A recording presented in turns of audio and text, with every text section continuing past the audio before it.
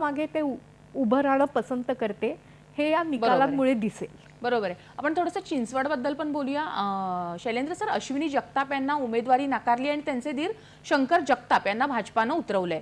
समोर राहुल कलाटे आहेत, मात्र राष्ट्रवादीचे नाना काटे सुद्धा बंडखोरीच्या प्रयत्नात आहेत. काय सांगाल?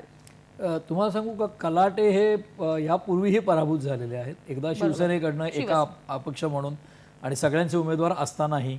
आणि दुसरी गोष्ट अशी की नाना काटेंची बंडखोरी त्यांना होणार आहेच आहे. आणि त्याही पलीकडे जाऊन म्हणजे तुम्ही जे सांगितलं नाही ते मी सांगतो की भाऊसाहेब बोहिरांनी पण अर्ज भरला आहे तिथे. त्यामुळे तिथे जर अशी निवडणूक झाली तर जगतापांचं प्राबल्य तिथे आहे आणि लक्ष्मण जगतापांची पुण्याही स्वतःची खूप आहे.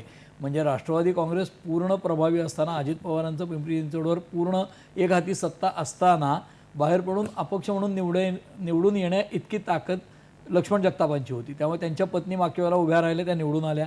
मात्र यावेळेला त्यांचे दीर म्हणजे लक्ष्मण जगतापांचे बंधू आहेत, त्यांना तिकीट दिलं आहे.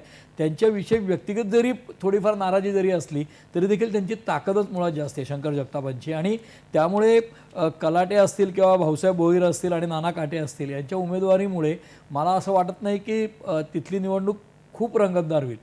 चौरंगी झाली तर फायदा जगतापांनाच होईल असं स्पष्टपणे दिसतं तिथे. बरोबर आहे सर. आपण थोडं कसब्याबद्दल बोलूया. आपण कसब्याची निवडणूक म्हणजे पोटनिवडणूक होती, खूप गाजली होती. मुक्ता टिळक यांच्या निधनानंतर तिथं पोटनिवडणूक झाली होती. तेथे काँग्रेसच्या रवींद्र धंगेकर यांनी विजय मिळवला. यंदाही आपण पाहिलं तर धंगेकर विरुद्ध रासने असा सामना आहे. मात्र रासने यांच्या उमेदवारीवर धीरज घाटे जे भाजपाचे जिल्हाध्यक्ष आहेत त्यांनी उघड नाराजी व्यक्त केली आहे. इथे पक्षातच नाराजी आहे. पोटनिवडणुकीत पराभूत झालेल्या रासनेंना पुन्हा उतरवण्याची गरज का वाटली पक्षाला? काय सांगाल? त्याचं साधं कारण असं आहे की सगळ्याच पक्षांनी तिकीटं देताना विनॅबिलिटी किंवा जिंकून येण्याची क्षमता किंवा शक्यता या गोष्टी विचारात घेतल्या आहेत.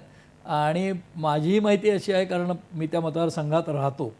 आणि कसब्यामध्ये मागच्या वेळेला ज्यावेळेला पोटनिवडणूक झाली त्यावेळेला मुक्ता टिळक यांच्या निधनानंतर जेव्हा रवींद्र धंगेकर लढले तर ते सुद्धा काँग्रेसमध्ये बाहेर न आलेले उमेदवार होते.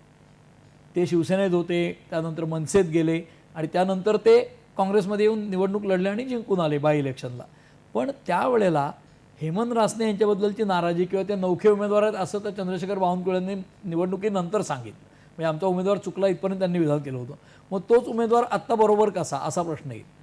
तर त्या अपयशानंतर हेमंत रासनेंनी खूप ग्राउंड कव्हर केलं असं मानायला जागा आहे.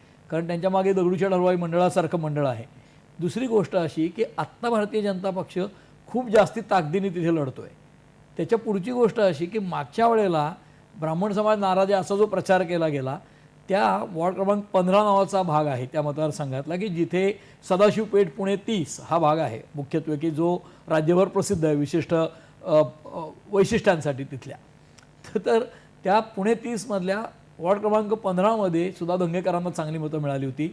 पण त्याच धंगेकरांनी पोटनिवडणूक जिंकल्यानंतर जेव्हा लोकसभा लढवली मुरली मोहोळ यांच्या विरोधात, त्या मुरलीधर मोहोळ यांच्या विरोधातल्या निवडणुकीत कसबा असेंब्ली सेगमेंटमध्येच धंगेकरांना पिछाडी बरोबर आहे मिळाली आणि त्यांची मतं कमी झाली. तर मतदार लोकसभेला वेगळा विचार करतात, विधानसभेला वेगळा विचार करतात, पोटनिवडणुकीलाही वेगळा विचार करतात आणि पोटनिवडणुकीला तितक्या उत्साहाने समोर जातही नाहीत. तर यावेळेला ती सगळी कसर भरून निघेल असं मला आत्ता तरी वाटतं. त्यामुळे ती निवडणूक मागच्या वेळेला झाली त्याच्यापेक्षाही जास्ती रंगतदार होईल असं आत्ताही कुठेतरी तिथे ब्राह्मण उमेदवार द्यायला हवा होता अशा चर्चा पुन्हा रंगल्यात. नाही, चर्चा कुठे रंगल्यात हे जास्ती महत्त्वाचं. धीरज घाटेंनी नाराजी व्यक्त केली म्हणजे फेसबुकची पोस्ट टाकली, पण ते पक्षाचं काम करणार नाहीत अशी शक्यता नाही. जसं चंद्रकांत पाटलांच्या मतदारसंघात बालवडकरांनी नाराजी व्यक्त केली, मी आधी लढणारच असं म्हणाले. पर्वती मतदारसंघातही एक नगरसेवक धीरज घाटेंनी उघड नाराजी व्यक्त केली. हो बरोबर आहे ना, उघड व्यक्त केलीच आहे. त्याचं त्याला काहीतरी वेगळं पदरात पाडून घ्यायचं असेल ना. त्यामुळे ही बंडखोरी सगळीकडे आहे, स्पर्धा सगळीकडे आहे आणि आत्ता नाही तर कधी नाही असं त्यांना वाटतं. त्यामुळे त्यांनी जी पोस्ट टाकली होती की हिंदुत्वनिष्ठ वगैरे, तर ते हिंदुत्वनिष्ठ आहेत, त्यांनी कडवे हिंदुत्ववादी आहेत आणि त्यामुळे कदाचित तिकीट मिळालं नसेल त्याचाही ते विचार करतील ना. सर्वसमावेशकता हा पण एक गुण असतो ना राजकारणात, त्यामुळे त्याचेही परिणाम होऊ शकतात ना. त्यामुळे ह्या सगळ्या गोष्टी लक्षात घेऊन पक्षाने विनॅबिलिटी लक्षात घेऊनच रासनांना तिकीट दिलं असेल आणि त्यामुळे आत्ताची निवडणूक निश्चितपणे चुरशीची होईल असं मला वाटतं. तुम्ही म्हणताय चुरशीची होईल, पण ह्याच्यात मनसे फॅक्टर किती काम करू शकतो? मनसे फॅक्टर आहे पण मनसेकडे खूप तोलामोलाचे उमेदवार नाहीत तिथे कसब्यामध्ये. म्हणजे आता पुण्यामध्ये जर तुम्ही विचार केला तर मुळात शिवसेनाच खूप कमी होती पहिल्यापासून. कोथरूड भागामध्ये शशिकांत सुतार होते, तिकडे जास्ती होती.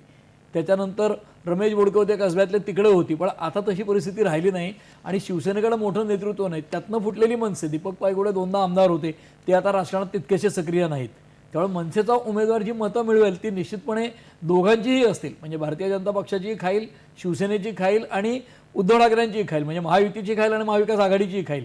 त्यामुळे ती निवडणूक आहे ती खूपच इंटरेस्टिंग होईल असं आता चित्र आहे कसब्यात. बरोबर आहे. मृणालिनी मॅडम,